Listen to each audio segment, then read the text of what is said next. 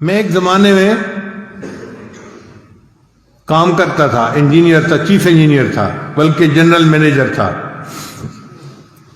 35 فیکٹریاں میرے انڈر تھیں، اور اتنا میرا تجربہ تھا کہ مجھے مالک بھیجتا تھا جہاں کہیں کوئی یعنی خرابی آ جاتی کہ ٹھیک کر کے آئیں۔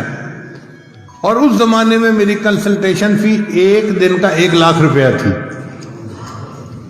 یہ آج سے 25-30 سال پہلے کی بات ہے، یعنی ڈالر کا ریٹ تھا 18 روپے کا ڈالر۔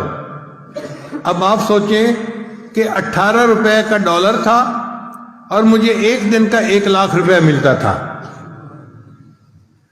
ایک شوگر مل میں خرابی آئی، انہوں نے میرے مالک کو فون کیا، چیئرمین کو، کہ یہ اپنے انجینئر کو بھیج دیں۔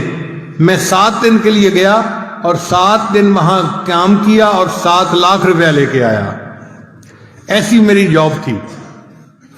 پورے شہر میں سب سے زیادہ ٹیکس میں دیتا تھا، 65% ٹیکس کٹواتا تھا۔ 18 سال پورے شہر کا سب سے بڑا ٹیکس پیئر میں رہا۔ اتنی اعلیٰ نوکری تھی، لیکن میں نے نیت کی ہوئی تھی کہ جب میری عمر 40 سال ہو جائے گی تو میں دنیا کی نوکری چھوڑ دوں گا اور میں پھر اپنا پورا زندگی کا وقت دین کے لیے گزاروں گا۔ تو الحمدللہ میں نے پھر دین کے لیے وقت دینا شروع کر دیا۔ جس مالک کو چھوڑا تھا میں نے، اس نے آج تک اپنی فہرست میں میرا نام لکھا ہوا ہے۔ میں نے اس سے ایک دفعہ فون پہ پوچھا کہ اب تو 25 سال ہو گئے، میں کبھی آیا ہی نہیں اور آپ نے میرا نام فہرست میں رکھا ہوا ہے۔ کہتے ہیں جی ہم نے آپ کو نہیں چھوڑنا، آپ نے ہمیں چھوڑنا ہے۔ کوئی مالک دیکھا ہے جو اپنے انجینئر کا 25 سال انتظار کرے؟ الحمدللہ ثم الحمدللہ، ایسی میری جاب تھی۔ اچھا، پچھلے دنوں ایک عجیب بات ہوئی۔ ایک میرا پرانا دوست جو تھا خلی، وہ ملنے کے لیے آ گیا۔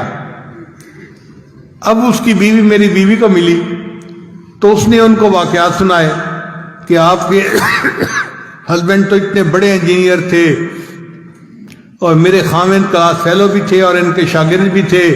وہ کہنے لگی کہ ہمارا تو یہ حال ہے، ہم جہاں انٹرویو دینے جاتے ہیں نا تو میرا ہسبینڈ ان کو بتاتا ہے کہ میں تو حافظ صاحب کا شاگرد، وہ جوانی میں مجھے لڑکا سا تھا، حافظ صاحب مجھے لوگ کہتے تھے، تو میں تو حافظ صاحب کا شاگرد ہوں، تو 10,000 روپیہ اس کی تنخواہ ویسے ہی بڑھ جاتی ہے۔ کہ جی اچھا، آپ ان کے اگر شاگرد ہیں نا، اس کا مطلب ہے آپ محنتی ہوں گے، دیانتدار ہوں گے، قابل ہوں گے، تو ان کی تنخواہ 10,000 روپیہ ویسے ہی بڑھ جاتی ہے۔ اس نے عجیب و غریب باتیں سنائی کہ آپ کے خاوند کی تو اتنی اچھی جاب تھی، یہ تھی، وہ تھی، اتنا اس زمانے میں یہ کماتے تھے، ایک مہینے ایک دن کا 1 لاکھ، تو اگر آج ان کی جاب ہوتی تو پتہ نہیں تیرے مال تیرے خاوند تو کہاں ہوتے۔ خیر، عورتیں تھی، آپس میں باتیں کرتی رہیں۔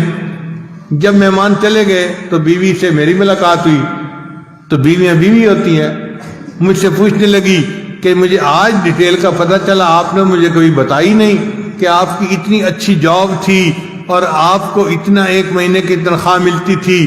تو میں نے کہا کہ کیا اللہ نے اب مجھے کاریں بہاریں نہیں دی ہوئی؟ کہنے لگی ہاں دیا ہوا تو اللہ نے سب کچھ ہے۔